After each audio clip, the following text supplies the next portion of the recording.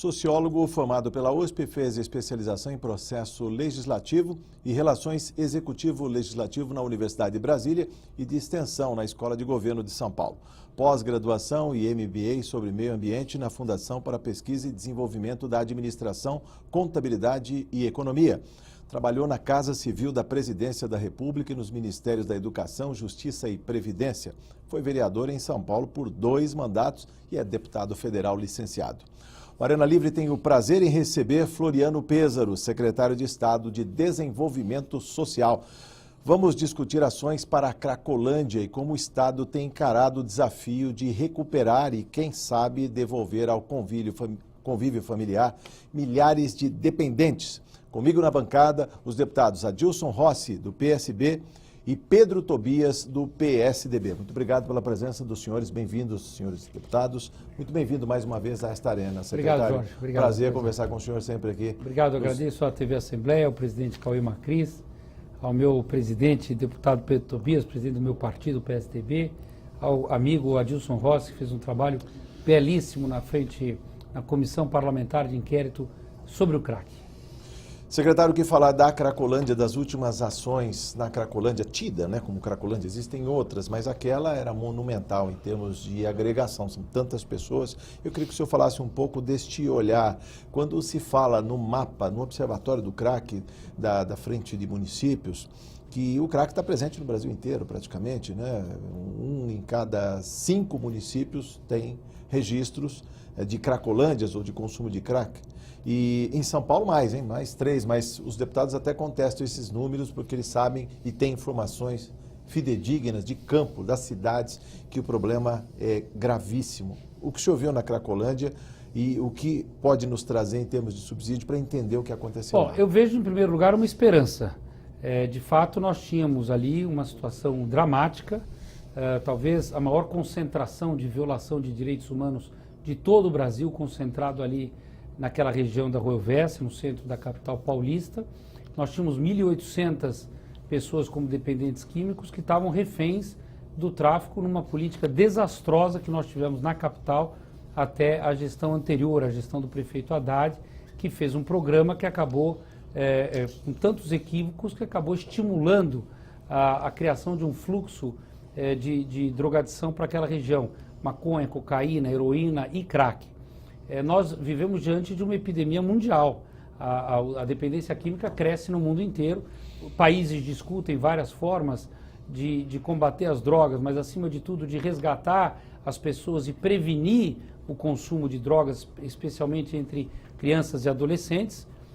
E aqui em São Paulo, graças à determinação do governador Geraldo Alckmin, a gente vem mantendo um programa que é o maior do Brasil e é hoje a referência nacional, que é o programa Recomeço, que está instalado em 40 municípios do nosso estado, com uma rede de proteção com mais de 57 comunidades terapêuticas, leitos hospitalares, ao total de 3.400 vagas, além de dois centros de referência ao atendimento ambulatorial e médico, que é o Hospital de Botucatu, uma referência nacional para o dependente químico, e o CRATOD, que é o centro de referência em álcool, tabaco e outras drogas, talvez aqui na região da Luz, centro de São Paulo, o mais importante centro ambulatorial para tratamento da drogadição. O Recomeço é um programa de absoluto sucesso, porque justamente faz a abordagem, a triagem do ponto de vista da saúde pública, da saúde mental, da dependência química, junto com a assistência, junto com os CRAS e os nossos CREAS, que são os centros de referência da assistência social. Nós trabalhamos em parceria com os municípios, aliás, uma determinação do governador Alckmin, trabalhar junto com os prefeitos e assim construímos uma política com começo, meio, fim e que dê resultado, que é o que a população espera. E agora, para terminar essa primeira parte, dizer que pela primeira vez em muitos anos, nós temos na capital um prefeito que é aliado do governador, que é o prefeito João Dória, que trabalha junto com o governador Geraldo Alckmin. Nós partimos para essa ação, que é uma ação completa com saúde, assistência social, segurança pública, habitação e direitos humanos, e pela primeira vez 6 secretários de Estado e município de São Paulo estão trabalhando juntos para que a gente possa devolver cidadania e para que a gente possa salvar vidas e não seremos acusados de omissão de socorro. O que foi feito na gestão passada, na Prefeitura de São Paulo, foi um desastre. Simplesmente transformou aquele espaço onde haviam 420 dependentes químicos em mais de 1.800, dada a concentração das drogas, da oferta de drogas e a inação da Prefeitura na gestão anterior. Agora nós vamos enfrentar com coragem, com determinação, como diz o governador Alckmin e o prefeito João Dória, e se Deus quiser, vamos vencer resgatando as pessoas. Deputado e médico, Pedro Tobias, com a palavra. Olha, meu secretário, meu amigo, e você, sua Secretaria de Promoção Social, eu vejo todos projetos que gente para tirar pessoal de droga, serviço médico colocado no segundo plano. Eu acho que precisamos muito, porque são doentes. Esses viciados são doentes. Tratamento é difícil, não é fácil para tratar drogado, porque é uma desgraça no mundo inteiro e nós no Brasil tem. Mas, isso eu pergunto, a saúde, por que não está envolvida pouco mais? E segundo, falou para mim, tem 40 centros de recomeço, 40 municípios. Por que não tem mais? Porque não adianta tirar alguém, leva ele para o hospital e depois sai do hospital, a gente volta. Em uma semana volta na droga, volta na vício. Precisa centro, porque família, a maioria não tem família. Esse é centro, recomeço. Por que não podemos fazer mais? Devemos, deputado Pedro Tobias, o senhor é um conhecedor do problema, é uma doença crônica. Crônica, né? Sem dúvida. E precisa de tratamento médico. O que o serviço social faz é o apoio à família. Isso. Né? Tenta trazer família, comunidade ou amigos, mas tenta trazer algum vínculo, a criação de algum vínculo, para que quando ele tiver recuperado da dependência química ou a partir da desintoxicação, ele possa de fato criar novos vínculos para sair daquela situação de isolamento. Grande parte daquelas pessoas que estão hoje naquela Cracolândia do centro de São Paulo e em todas as demais espalhadas pelo Brasil, são pessoas que perderam seus vínculos e acabam socializando um novo vínculo na rua. E, em geral, sobre o manto, a proteção do tráfico. Então, ali era importante fazer uma ação como essa. E, para responder ao nosso deputado Pedro Tobias, os 40 municípios são municípios onde há comunidades terapêuticas que estão credenciadas ao programa Recomeço, são unidades que passam por uma certificação e um monitoramento e avaliação do serviço que é prestado. Nós, do Recomeço, garantimos a qualidade do serviço que é prestado, que é um padrão São Paulo, padrão Governo de São Paulo, serviço de qualidade no Recomeço. Mas o senhor tem toda a razão, em que pese ele só existe em 40 municípios hoje do estado, ele atende mais dos municípios da região, não atendem só os 40, ele atende a região. Mas é importante ampliar, e graças ao seu trabalho junto ao governador Geraldo Alckmin, deputado Pedro Tobias, nós conseguimos a autorização do governador Alckmin para que nós possamos fazer a ampliação dessa rede e vamos chegar ao final deste governo com mais 30% de vagas. Então nós vamos chegar aí a 4.500 vagas, o que é muito importante para atender a questão da drogadição em nosso estado. Deputado Adilson Rossi, que pode até relembrar aqui o papel desta Casa de Leis, do seu mandato em especial, na CPI da epidemia do crack, que inclusive ouviu o secretário. Eu quero cumprimentar o secretário Péssaro, meu amigo Pedro Tobias, a você, Jorge.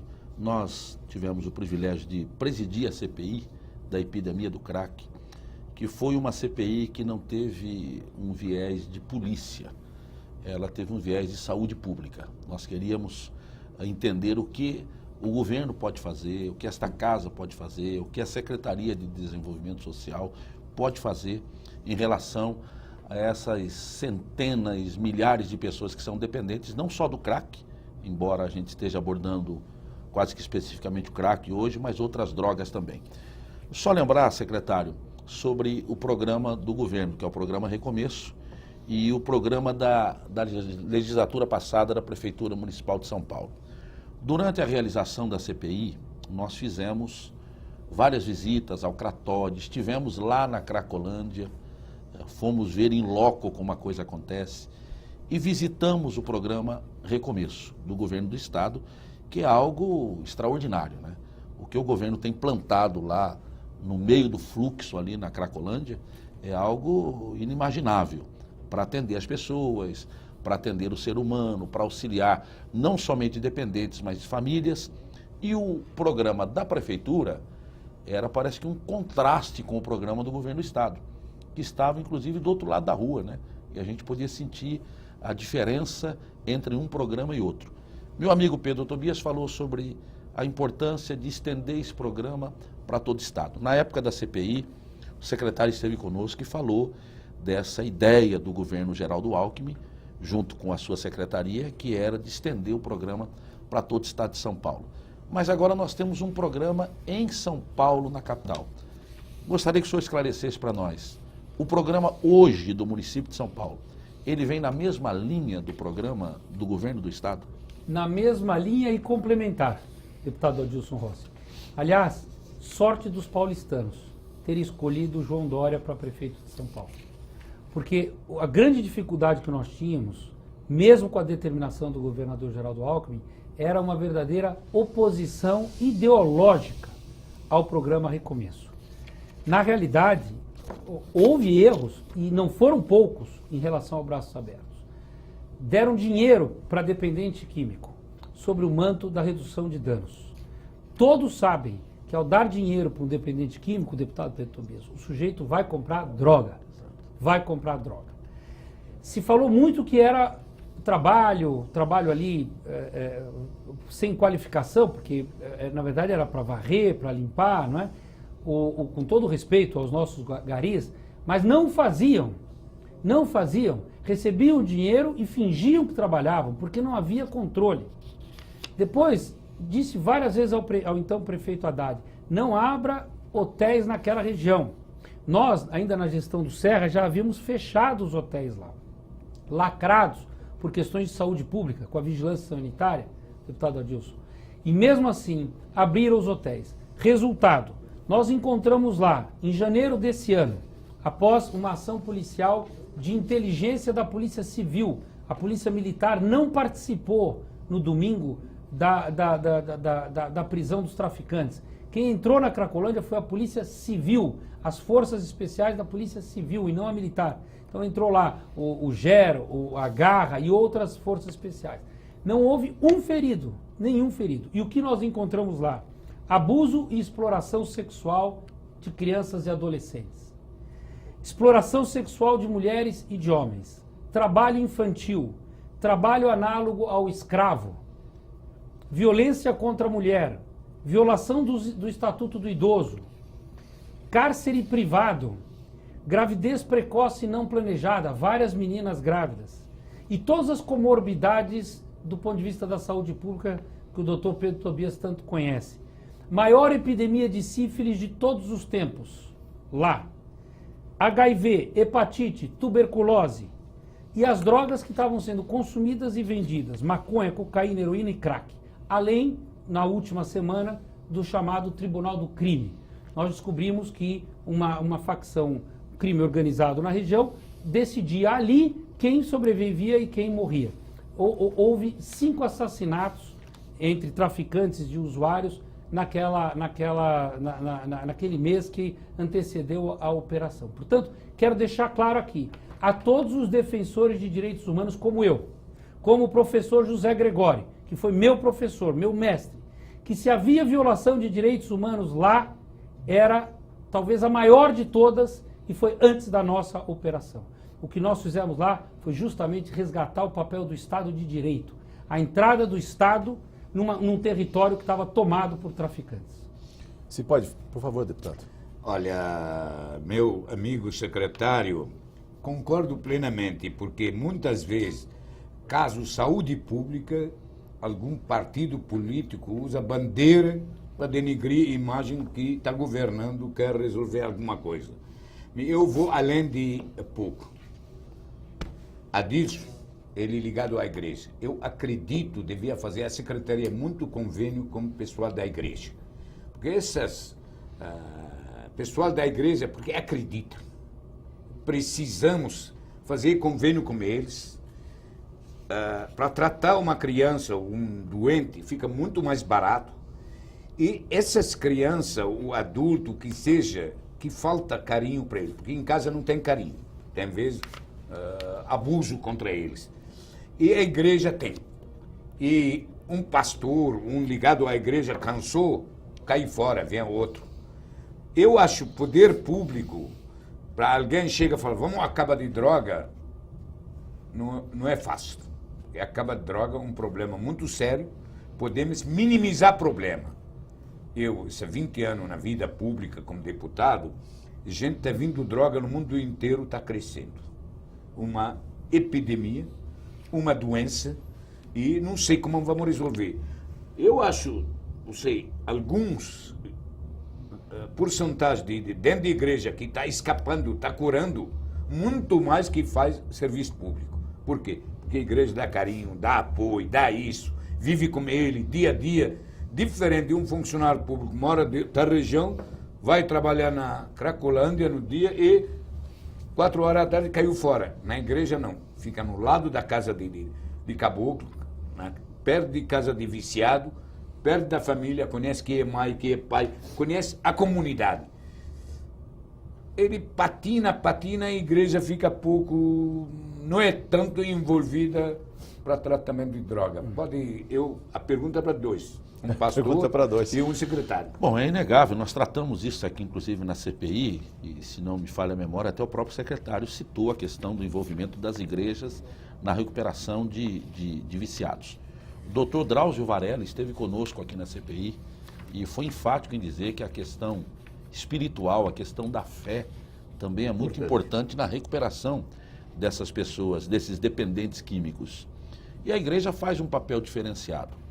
Eu acho que o que falta para a igreja é esse apoio do governo para que a igreja desenvolva um trabalho de excelência. Mas qual que é a sua igreja? Eu sou pastor da Assembleia de Deus. Assembleia de Deus. Fazemos um grande trabalho, porque a igreja ela não cuida apenas do viciado, né, do dependente. Cuida da família. Ela cuida da família. E nós sabemos que é importante quando alguém que está sendo resgatado das drogas tem o apoio da família. Então a igreja traz para perto de si tanto o dependente quanto os seus familiares.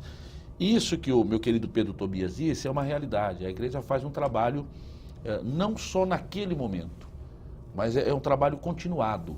Você continua dando assistência ao dependente, aquele que você resgatou das drogas, e aos familiares. A igreja hoje faz um trabalho, o secretário sabe, quase que 100%, para não dizer 100% em absoluto, porque existem algumas unidades terapêuticas aí que estão ligadas à igreja, mas na sua maioria 100% voluntário. A igreja faz um trabalho sem recurso algum do governo, faz um trabalho de amor às pessoas, de resgate às vidas, e eu acho muito interessante que o governo começasse a pensar em alguma parceria que pudesse estabelecer com as igrejas, né, viabilizar isso aí. E se já não existe essa parceria? Não, né? existe através das casas de recuperação. Sim. Mas um trabalho mais intenso das igrejas, até prestando, secretário, desculpa interrompê-lo, até prestando algum trabalho de orientação, né, para o próprio programa do governo. Eu vejo 2 pontos aí, que é um desafio para o novo Brasil que nós queremos construir, né? E o PSDB faz muito parte desse Brasil que se quer construir. Primeiro, nós temos uma questão de política pública no Brasil que é bem definida, tanto o Sistema Único de Assistência Social, SUAS, quanto o SUS. Em ambos os casos, e agora com o marco legal do terceiro setor, a Lei 13.019, a lei federal.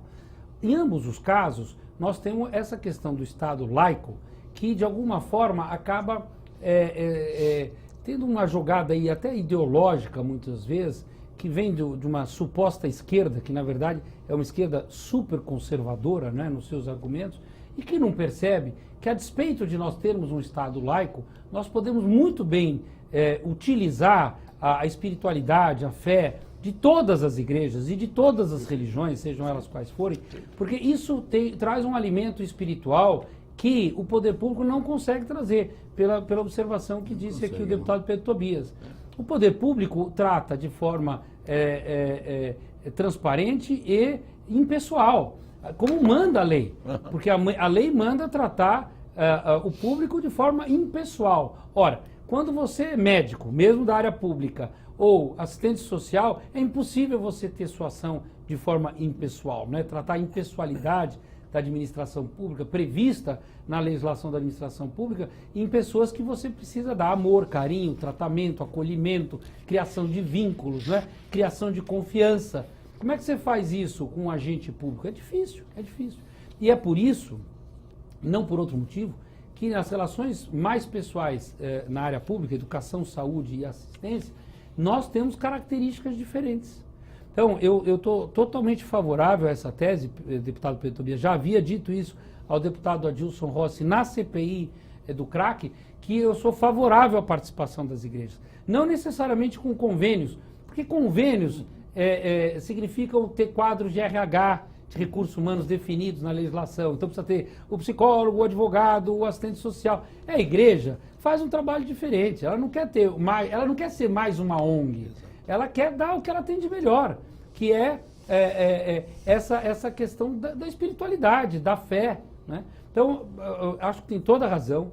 O governador Geraldo Alckmin é favorável a essa tese de que as igrejas sejam parceiros em todos os programas, sejam de população em situação de rua, pessoas com deficiência, questão da drogadição, idosos, que é muito importante, idosos são abandonados por suas famílias. A gente pode ter um papel importante aí na questão da espiritualidade, da fé, e também nas crianças e adolescentes, especialmente no campo da prevenção. Se nós conseguirmos prevenir o acesso às drogas, é muito mais fácil e muito mais barato para a sociedade do que ter que tratar dependentes químicos. Nós temos que evitar que as pessoas tenham acesso às drogas, especialmente os mais jovens. Os adolescentes saberem os riscos que correm do ponto de vista pessoal, familiar e comunitário. Nesse trabalho de prevenção, só para encerrar esse bloco, só temos 2 minutos, secretário, também um diálogo, existe esse diálogo permanente com as igrejas, com as instituições, porque eu acho que tem que haver mais prevenção. Depois o senhor vai falar do papel da CPI nesse diálogo com essa Casa de Leis, já visto que o CRAC está disseminado em diversos, dezenas, centenas de municípios paulistas. Esse diálogo mais visando a prevenção e não aqueles que já estão ali no fluxo. Hoje quem faz muito esse papel de prevenção, através do PROERD, é a Polícia Militar, que faz com competência. Mas eu acho que nós devemos ir além disso, né? Usar as igrejas, as religiões, como um ponto de partida da espiritualidade é fundamental. Sim. Nós precisamos pacificar o nosso povo. O povo brasileiro é um povo extremamente violento. Nunca foi tão violento como é hoje, né? O ano passado nós tivemos 50 mil mortes violentas no Brasil. Em que pese São Paulo ainda, por incrível que possa parecer a todos, é o estado mais seguro do Brasil. Porque tem uma boa polícia e porque tem um bom serviço socioassistencial. Mas mesmo assim, nós estamos com um povo ainda muito violento e é preciso tratar essa violência. E não é essa chaga da droga, principalmente o crack, que acaba potencializando, ou seja, turbinando essa violência? A gente pensa os pequenos furtos que acabam com uma reação e talvez um latrocínio para alimentar um vício, secretário. Concordo plenamente. As drogas estão intimamente ligadas à violência pelos dois lados. Pelo lado do dependente químico, que acaba se tornando violento em vários momentos, e pelo lado do traficante que se organizou e hoje não é um traficantezinho qualquer. É o crime organizado que acaba organizando toda essa distribuição de drogas no nosso estado. Bom, no próximo bloco vamos falar mais dos desafios no combate ao crack com o secretário Floriano Pêsaro. Voltamos em instantes.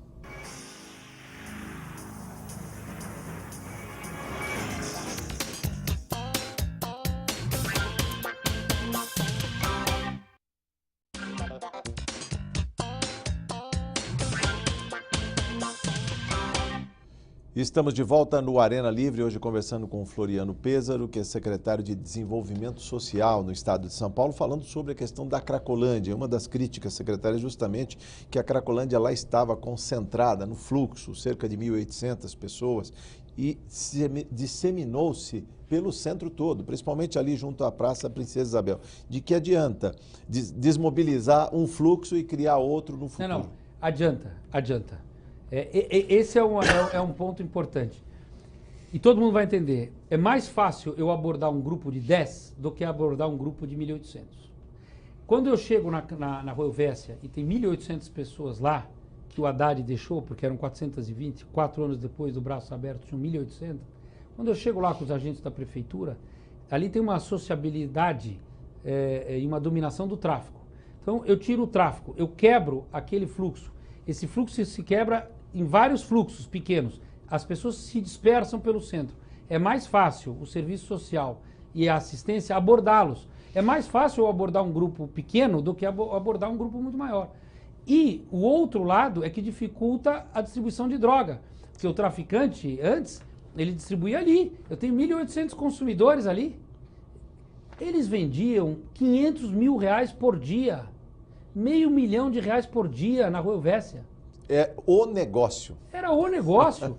Que política pública pode enfrentar, Pedro? E onde Pedro? dinheiro vem para esse viciado? Dinheiro, esse valor que antes... Pequenos roubos, pequenos furtos e patrimônio pessoal deles. Nós temos história lá, o Adilson assistiu na CPI do crack, o deputado Adilson Rossi viu, pessoas que dilapidaram o seu patrimônio inteiro, Pedro. Que tinham lá um apartamento, um carro, vai tudo na droga.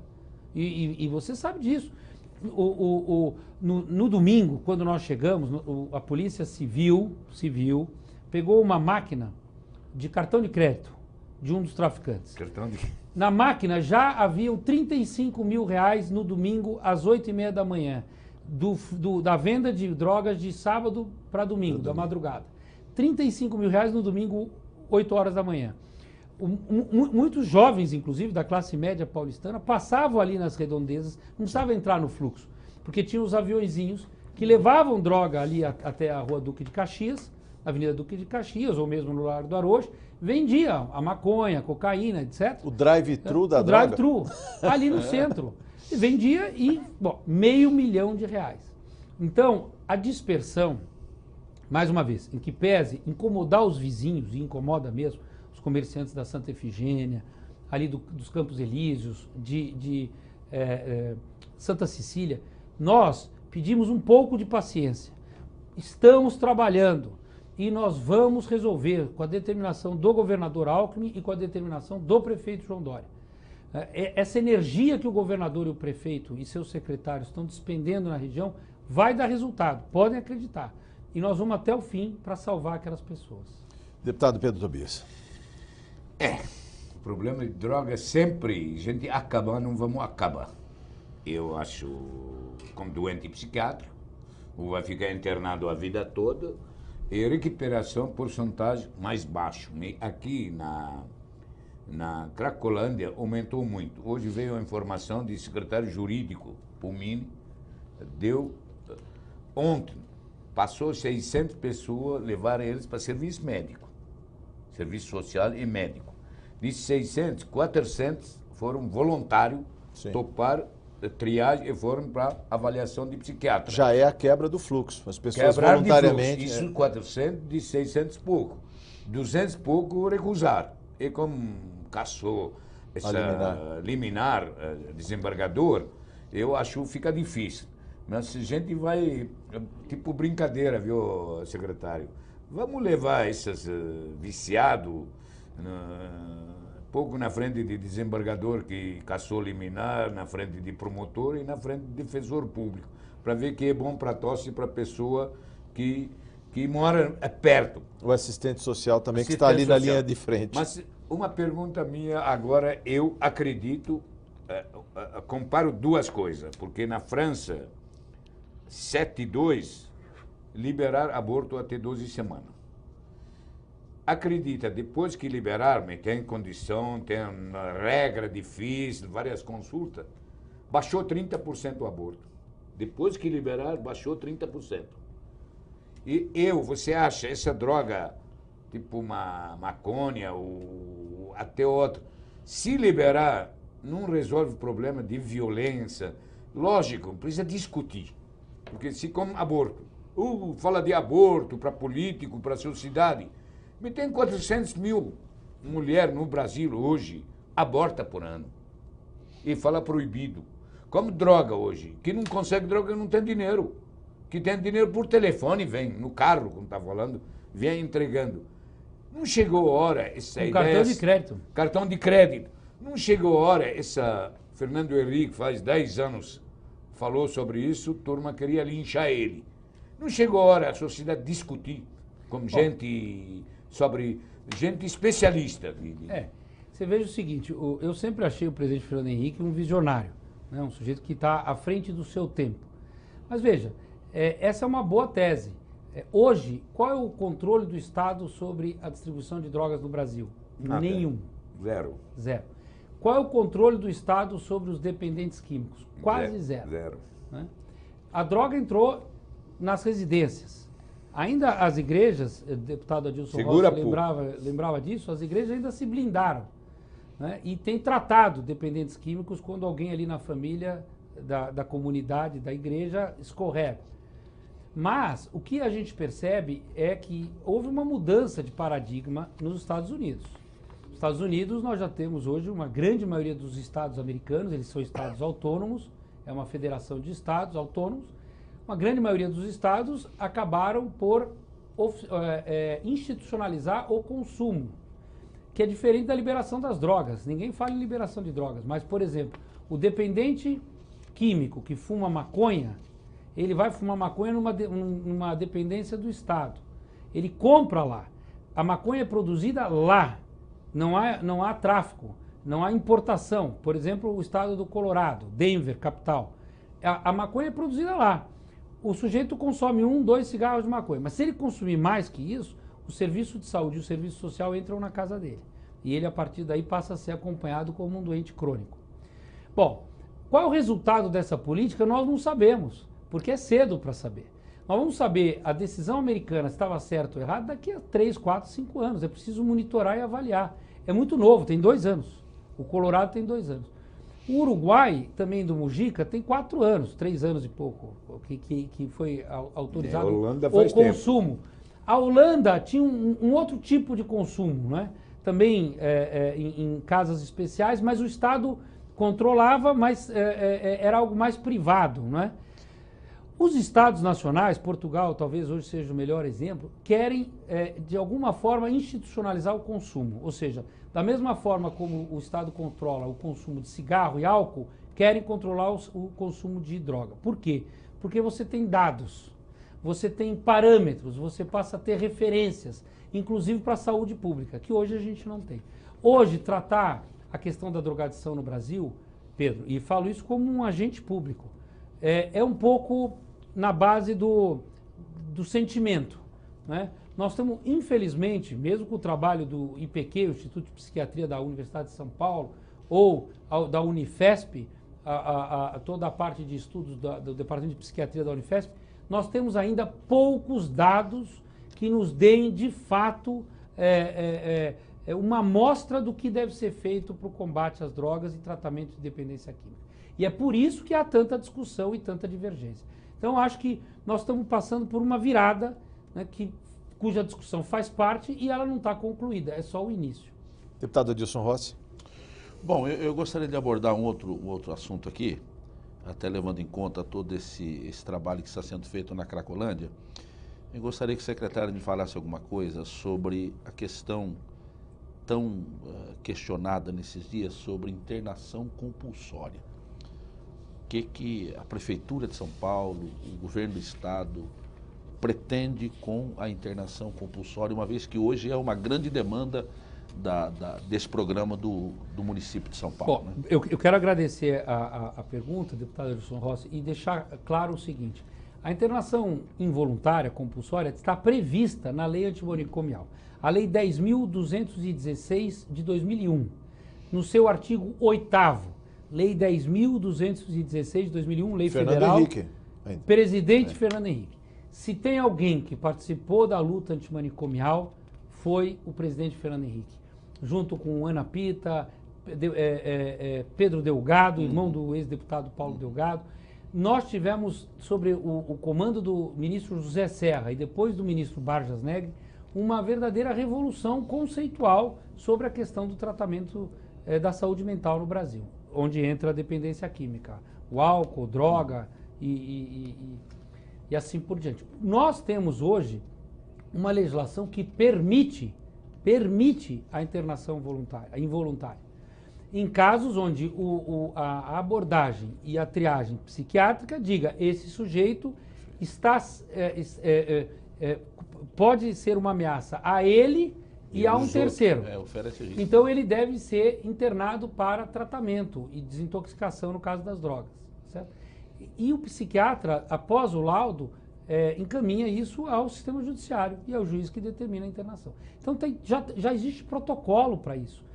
E no nosso caso do programa Recomeço, de forma sábia, o governador Geraldo Alckmin, ainda nos tempos da secretária Heloísa, secretária de Justiça do Estado, fez um acordo com o Tribunal de Justiça, com a Defensoria Pública e com o Ministério Público e criaram um sistema judiciário dentro do CRATOD, né, que se chama Anexo Judiciário, dentro do Centro de Referência de Álcool, Tabaco e Outras Drogas, lá na região da Luz.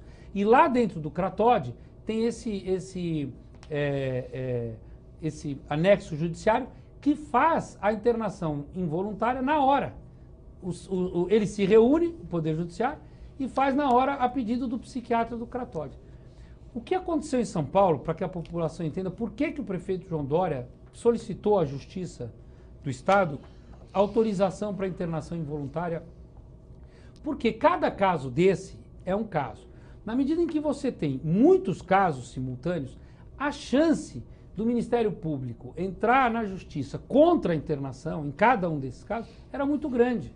Então ia virar uma guerra dentro do sistema jurídico e, na realidade, ninguém está olhando para o paciente, ninguém está olhando para o dependente químico. Então fica o Ministério Público e a Defensoria, muitas vezes politizado, diga-se de passagem, muitas vezes politizado, porque não é todo o Ministério Público. Aliás, hoje o Ministério Público tem, nós temos uma parte do Ministério Público que está em defesa da ação e uma parte que está contra. Né? Esse é o Ministério Público, eles são autônomos. Cada agente do Ministério Público é um agente.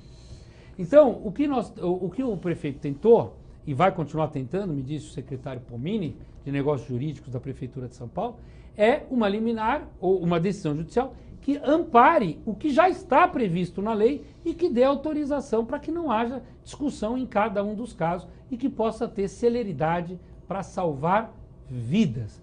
O que interessa é salvar vidas. É isso que nos interessa. Secretário. Desculpa, eu fiz essa pergunta, não que eu seja contrário à internação compulsória. Pelo contrário, eu sou favorável. Nós conseguimos levantar dados aqui na nossa CPI da epidemia do crack. Inclusive, o doutor Drauzio Varela falou categoricamente. Ele é a favor também. Favorável, ele é a favor. Absolutamente. E há momentos que só uma internação compulsória pode resolver o problema. Até porque olha, eu me arriscaria a dizer que a maioria, deputado Adilson Rossi, a maioria dos médicos, psiquiatras, são favoráveis à internação compulsória nos casos em que há necessidade. Não há discussão sobre esse assunto. Secretário. Olha, isso mesmo, eu queria falar. Essa polêmica toda de internação compulsória, promotor falou, defensor público falou, desembargador falou, nós de outro lado, secretário de Justiça, e médico, e serviço médico. Alguém, esse desembargador, pediu a opinião a sociedade de psiquiatria para dar a opinião dela. Eu, favor total, não só no droga, várias doenças, eu acho que precisamos internar sim. Por exemplo, chega alguém dentro do hospital, precisa operar com urgência, independente se fala não quero ou quer, vai operar, vai ser operado, porque a gente luta para a vida. Exato. Mas essa discussão, mais uma vez, deixar a classe médica que vai cuidar fora de discussão. Judicializamos tudo.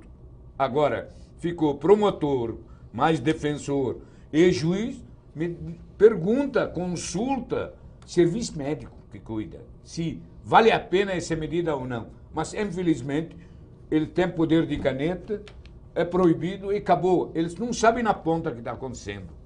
Essa a preocupação do Brasil, não só negócio de droga, judicializamos tudo, Adilson. Qualquer coisa para sempre, pergunta primeiro para promotor e juiz, você pergunta primeiro se pode ou não pode, antes de fazer, porque certeza sobra alguma coisa para falar não. E o que acontece é, no fim dessa história toda, omissão de socorro, né? Ninguém pode nos acusar, especialmente a chamada esquerda, né? que vem nos acusar, eu fico bravo porque eu e o Pedro Tobias somos de esquerda também, mas essa esquerda politizada aí não pode nos acusar de querer internar as pessoas, porque nós fomos lutadores da construção da lei antimanicomial. Nós não somos a favor de manicômio e nem existirá manicômio no estado de São Paulo. Agora, a internação para desintoxicação e a internação para tratamento temporário de transtornos mentais, ela é importante para salvar a vida e para diminuir o sofrimento das pessoas. É perigo para a sociedade também. Eles sofrem. Eles estão sob risco. E sofrem. Sim. Sofrem mentalmente. Agora, secretário, vamos responder ao nosso telespectador. Onde internar? Eu faço essa pergunta porque o programa Recomeço dispõe de 3.400 vagas, como o senhor disse. Só lá no fluxo da Cracolândia, aquela da Dino Bueno, 1.800 pessoas. Só não, ali. mas nem todos precisam de internação. É essa a questão. Tratamento ambulatorial. Eu queria até que o senhor respondesse isso. Não, olha, Tratamento o ambulatorial. estado de São Paulo, do Brasil, é o estado com o maior número de CAPs, que são Centros de Atendimento Psicossocial, e tem os CAPs AD, álcool e droga. Nós temos uma rede ambulatorial imensa. A gente fala de internação, o deputado Adilson Rossi, nós estamos falando de 30% que precisam realmente de uma desintoxicação. Sim. Não é? Eu, secretário. 70% podem e devem ser atendidos de forma ambulatorial e serão acompanhados pelo Serviço de Saúde Psiquiátrico e pelo Serviço Social, nos CRAS e nos CREAS, que são os Centros de Referência da Assistência Social. O bom senso é o inimigo do senso comum, e o senhor deve ter visto muito, inclusive nas redes sociais e até em algumas mídias, essa necessidade de retirar essas pessoas das ruas. Eu vi até dizer, olha, para o absurdo, né, para quem levou a bandeira da luta antimanicomial, por exemplo, pegar todo mundo que está na Cracolândia e levar para o Juqueri, porque está lá fechado, ocioso, nem existe mais. Mas os prédios antigos, como se não precisasse de assistente social, de enfermeiro, de médico para cuidar dessas pessoas todas, né, secretário? Como responder para essas pessoas que querem o imediato, veja, de falar, eu acho que acabou a Cracolândia? É um momento de cautela. Sim. Cautela. Porque tanto os adversários, que na minha opinião muitos têm ligação com o crime organizado. Ali na Cracolândia nós descobrimos jovens que estavam em movimentos de defesa da Cracolândia e que estavam recebendo recursos, dinheiro do tráfico. Sim. Porque a gente acha que o traficante é um monstro e tal, não é de 7 cabeças. O traficante é qualquer um que está aí, entendeu? A gente como a gente. Você olha o sujeito lá, você não sabe que ele é um traficante. Em geral são jovens, inclusive. E eles estão lá, numa boa, tal, traficando, ganhando seu dinheiro e cometendo todo tipo de ilícito, né? O traficante que o governador Alckmin anunciou a sua prisão, o Fábio, o FB, foi preso em Caraguatatuba numa mansão, na praia. Entendeu? O sujeito de lá é um cara jovem, bonitão, tal, bem apessoado. O cara de lá comandava o tráfico lá na Cracolândia. Sim. Então, o que eu acho é que nem esse pessoal que nos acusa, muitas vezes eu não sei exatamente por que, o que está por trás, né? Talvez a questão ideológica ou político-partidária, né? Nós vimos muita militância lá de petistas, gente do PSOL defendendo lá o status quo, né? A Cracolândia ali instalada. E vimos, por outro lado também, esse pessoal, entre aspas, tudo entre aspas, aqui mais à direita, digamos, mais conservadores, quer matar, internar, prender, arrebentar. Os dois lados só atrapalham o que está sendo realizado. Né? Aqui tem que ter precisão, cautela, conhecimento, sabedoria. Não é algo para amador. O trabalho que está sendo feito lá é algo para profissional. Há 5 minutos do encerramento da nossa conversa, já vamos pensando aqui numa rodada de considerações finais, como o programa tem dialogado com os municípios. O senhor falou que no programa anterior, o Braços Abertos, ou havia falta ou havia sobreposição, ou seja, é impossível conciliar interesses ali do Estado e do município. Como isso tem sido feito? E havia uma questão ideológica de fundo que não permitiu com que os trabalhos fluíssem como deveriam fluir, não é? Infelizmente, a questão ideológica, político-partidária, sobrepôs o socorro necessário àquelas vítimas da dependência química. Mas, como disse o meu presidente, deputado Pedro Tobias, nós estamos fazendo um trabalho agora de precisão. Né? E o apoio dos municípios, aqui de São Paulo, não precisa nem dizer, porque o prefeito João Dória e o governador Geraldo Alckmin trabalham juntos 24 horas, se falam, combinam, enfim. Pela primeira vez, realmente, nós temos Estado e Prefeitura trabalhando uma sinergia absoluta entre o governador Geraldo Alckmin e o prefeito João Dória. Mas, como bem lembrou o Pedro, temos as cidades do interior e estamos buscando o apoio dos prefeitos para que nós possamos ampliar esse trabalho e acolher todos aqueles que precisam da ajuda do Estado. Suas considerações finais, deputado Pedro Tobias. Olha, agradeço, meu querido secretário, espero que a gente vai chegar a minimizar, porque eu, já mais velho que você, na pouco só. Mais velho, bem mais velho, e mais velho que disso, porque é médico, e sempre trabalhei também, grupo na França na época, dá um para um e ajuda você, Estado, para cuidar de um viciado. Acabar de viciado, nem no Brasil, nem na Alemanha, nem na Holanda vamos acabar. Mas precisa minimizar. E essa gente também que está criticando hoje, mínimo da dignidade para esse viciado. Se precisar internar, vamos internar. Precisa cuidar, dar banho, dar medicação, dar soro para ele. Isso que está criticando, se alguém está achando ruim, leva para casa dele. Porque eu acho que esse povo precisa alguém cuidar. Acaba de droga, acaba de Crocolândia, vai cair mais outra cidade, vai continuar. Infelizmente, hoje, traficante atrás disso, falou de Caraguatatuba, de mansão, e mandava aqui. Se por isso eu vou deixar para discussão, precisamos discutir um dia mais no Brasil, pode ser, não é no nosso mandato, liberação de droga, porque jeito que está, você finge que não, a droga é proibida, mas qualquer um consegue, só tem dinheiro por telefone, por site, por qualquer coisa, sim, recebe droga. Se é por isso, secretário, eu acho que precisamos ser realistas e não podemos vender ilusão para a população, porque daqui a pouco, você prometeu, nós vamos minimizar. E esse minimizar, como internação, como tratamento, como polícia, como todos, área social, área polícia, área médica, resolver todos os problemas e faz apelo para a igreja, participe mais, quem sabe minimizar mais. Considerações finais, deputado Adilson. Bom, quero agradecer o privilégio de participar aqui, Jorge, uma vez mais, do Arena Livre, ao lado do Pedro Tobias, meu vizinho rico, nós somos vizinhos de gabinete, e é um grande amigo, um grande professor. O nosso secretário, é sempre um prazer ouvi-lo, e a gente aprende muito quando te ouve. Eu fui agraciado em poder estar aqui participando desse programa e deixar apenas um pedido. O secretário pensar com carinho na possibilidade de se criar um conselho onde as igrejas evangélicas, e não só evangélicas, eu estou falando evangélicas porque eu sou evangélico, mas a Igreja Católica também faz um bom trabalho nessa área.